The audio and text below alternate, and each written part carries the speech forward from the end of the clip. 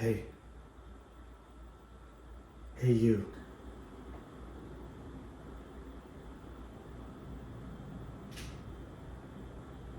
You talking to me?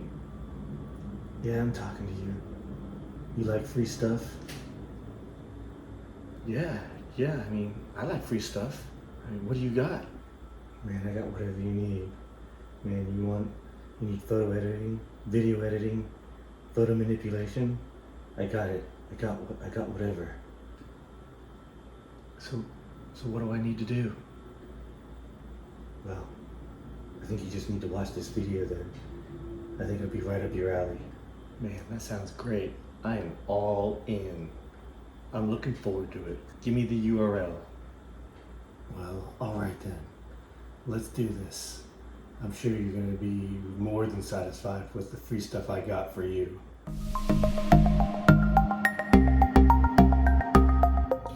So yeah, I realized that was a little bit corny, but I just wanted to show the power that some of these tools give you, and the fact that they're free is even better. So I know there was a little bit of blip there at the end. That was more of poor planning on my part. Ask me in the comments, I'll explain. But let's get to these tools that I'm using, all of them again being free. And hopefully you'll get something out of this, and you'll start incorporating some of these tools into your content creation in your YouTube videos. So let's get going.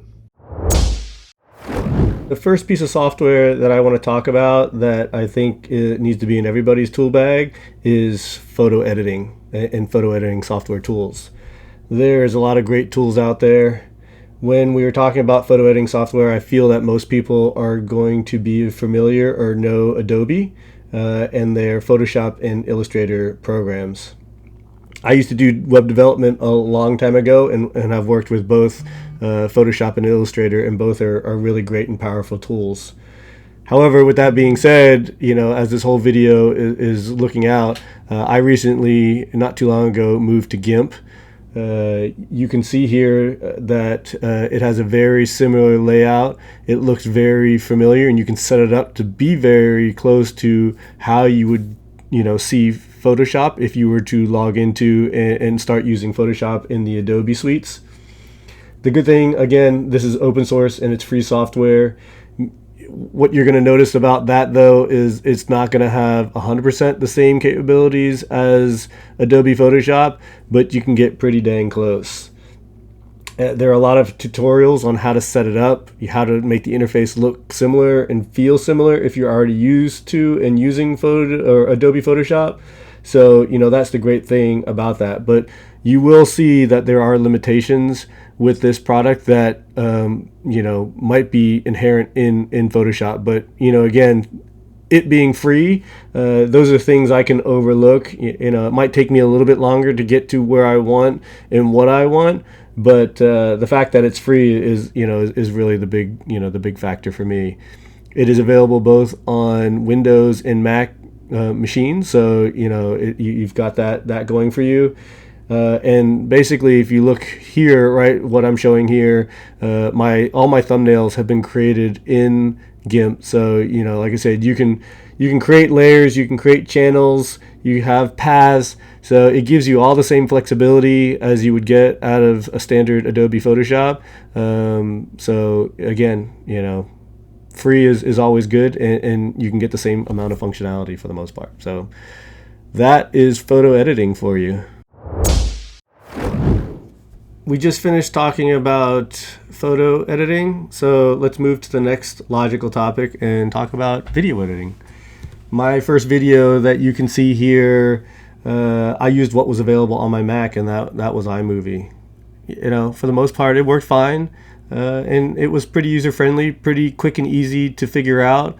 I'll give a link to the description of that first movie or that first video that I put out on how I installed some blinds in my bedroom, just so you can see, what quality of video editing you can get out of the software. That being said, one of the things that I notice is that it does have limitations, right, on the number of audio files and things like that you can stack and you can layer on top of each other. So, because of that, I basically was like, I did a little bit more research, and I knew I would probably be a little bit frustrated, and being that I was just new to the whole video editing and YouTube creation and everything else, I went out and did some more research, and probably like most people, some of the things that are very familiar out there being Adobe Premiere and Final Cut Pro, obviously both great products. Also, both products come with a price tag. So as I did more and more research, I was finally able to come upon DaVinci Resolve, and that's what we're going to talk about here next. You can see here DaVinci Resolve. I mean, this is a pretty powerful tool. I mean, powerful in the fact that a lot of movie production companies use DaVinci Resolve for both their editing, and for a lot of them use it for color correcting all of their video. As you can see here, it is pretty much it's a super powerful tool. I mean, you can do special effects. You can, there's a cut window, a cut area, an edit area, the fusion area, which allows you to do some of the things like I did with cloning, right? Obviously, with all of this, there's a bigger and steeper learning curve, but I figured, look, I'm new to this. Why not just get started right and start learning the best I can with the best software that I can get my hands on, right? So, it's super powerful. I know I still have a lot to learn. I'm still trying to incorporate something new into every video and every final production of a YouTube video that, I'm making, just, again, as a learning experience. This is the first video where maybe spending money on the studio version would have helped with some of the cloning that I did. I may eventually move that direction. I mean, the software is only $300, so it is somewhat reasonably priced, but the free version that you can get and download has so much you can do, and still has some workarounds around even some of the paid version stuff that, it's definitely worth your time and effort to try to move forward. I mean, with all the layering, with the audio and the video and the cutting and the clipping, and just the adjustments that you can make, again, to me, is if you're just getting started, like I said, you can start with iMovie, you can start with like Windows Media if you're on a Windows machine, but again, if you have the time and are looking to make sure that you're in a tool that's going to get you going for a very long time, then DaVinci Resolve is definitely for you. So I highly recommend it. Like I said, a bigger learning curve, but there's so many tutorials out there to help you through that again, it being free is the key for me. And like I said, it's been a great tool with creating the content. And again, I just like fiddling around with things and playing around with different software and creating things. So, I find it all interesting. Going to start talking about is for color correction, and we're going to stay on DaVinci Resolve to start with for that. You can see here, right, that DaVinci Resolve has a very powerful color correction area. Again, you can do a lot of video color correcting in, DaVinci Resolve for your videos. You can also do color correcting for, stills and for photos. I find it a little bit more difficult, right? You can see up here, you have to use these things called nodes and create all these multiple nodes. And then depending on which node you select on, you'll be able to, change different parts of it and then kind of blend it all together.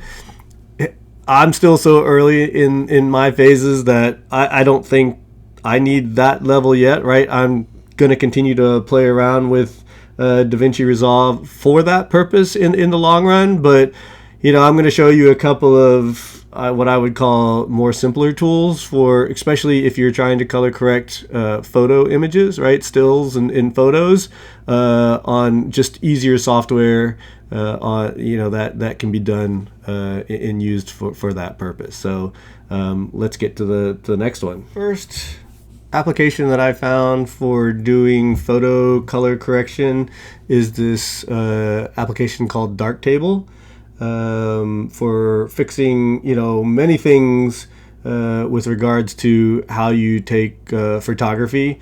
Obviously, the best thing they always say is learn your camera, learn how to get the right exposure coming out of your camera as possible versus trying to fix it in post. But this is a fairly easy tool to help fixing in post, right? You can, here on the right, you can see that you can adjust your white exposure, your black exposure, your contrast, right? Just again, overall exposure, you can kind of see how it changes the color. You can do lens correction, some denoise, obviously your white balance. So, again, not too complicated of a tool to basically move around and just play around with. The things that I do like about it is down here where it gives you information about what your f-stop was, what your lens was, what ISO you set, what your shutter speed was, right? Because that'll really help you as you're learning your camera to better understand, what were the right conditions for that setting. Did it give me what I want? Or, as you move to the next time from a learning experience, that you that you have the knowledge to know how to make those corrections going forward. Also, from my understanding, Darktable and GIMP have some sort of built-in integration. I haven't figured out what that is yet, or haven't tried using it.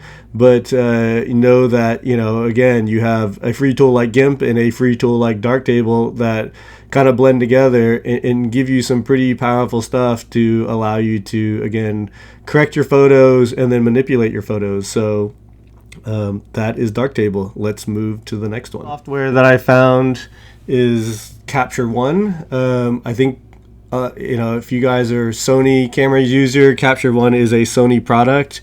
I think they are building some integration in for Canon going forward, but needless to say, I use Capture One Express to be exact. That is the free version that is out there. It is very similar to Darktable in the fact that you can see over here, you can adjust your exposure, contrast, brightness, saturation. You can do sharpening. You can, do whatever, rotate and flip, fix your dynamic range.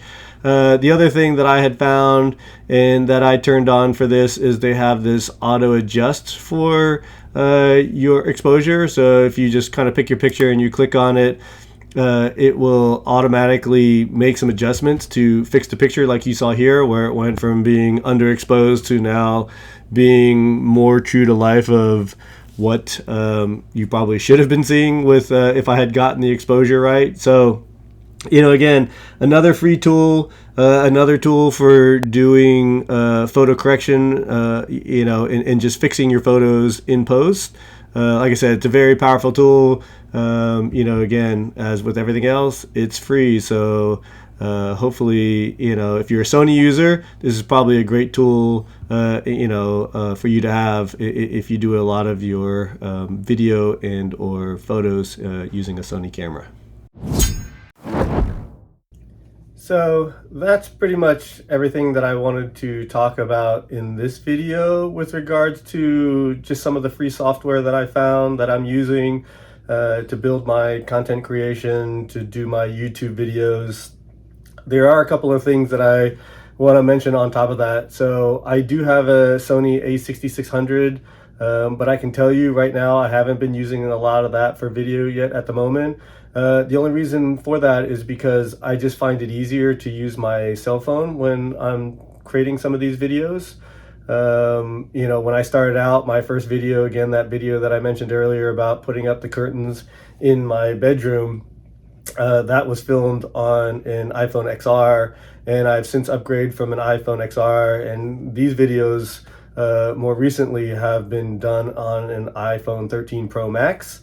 So like I said, I just find it easier from a setup perspective getting it out, trying to get motivated to get videos created, to use my iPhone. I do plan on moving forward in trying to get my actual camera to do more of that editing, just to get a little bit more quality video editing and videos out of that. So stay tuned.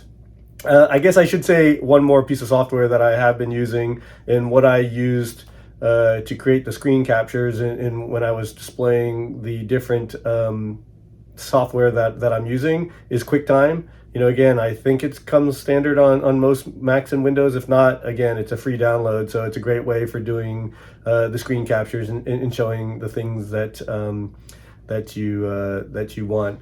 The other thing that I had purchased, or the other two things that I had purchased that I'm using right now, is I got this kind of UB size. It's called is the name brand. I'll put a link to it. But it's basically this very inexpensive tripod with some different attachments. In the case of this one, I'm using the phone attachment, so it holds my phone. But it's just a very easy kind of tripod phone attachment that can be set up. Again, looking for ways to do it quickly, and again, keep myself motivated to try to get these videos turned out. The other thing that I bought was a microphone. The microphone that I'm using is a oh geez, what is it? It is a Blue Yeti. Sorry, had to look it up over there. It's a Blue Yeti microphone. I actually found it on Facebook Marketplace. Got a pretty good deal on it. I think since it got bought out by somebody else, it's not straight Blue Yeti anymore. I forget who the company name is. I'll figure that out and kind of post it. But some people saying the quality of the microphone has gone down a little bit since the company took over. I don't know what year I got here, but I can tell you, and you can hear from the video that I made, it worked out pretty good. I put on a pop screen and just like kind of a cover over top of it, but for $50 it was definitely well worth the money, I think, just to get a little bit better sound quality than using like the mic off of my Mac. I wasn't too impressed with the video quality off my Mac. That might be my next upgrade, is to try to get a new camera for my computer, if I'm going to do any more just kind of talking and computer work in demonstration. So, like I said, I'm a big fan of buying used gear. I've gotten a lot of lenses and stuff for my camera off of eBay. I found a lot of just other pieces of equipment that I want, whether it's some lighting or the mic or whatever, off of Facebook Marketplace. I've been able to find some really good deals in my area, with gear that looks still brand new. So, keep your eye out for that. Nothing says you have to go and buy all new gear whenever you are trying to get started on something, right? The good thing about, especially if you're doing Facebook Marketplace and,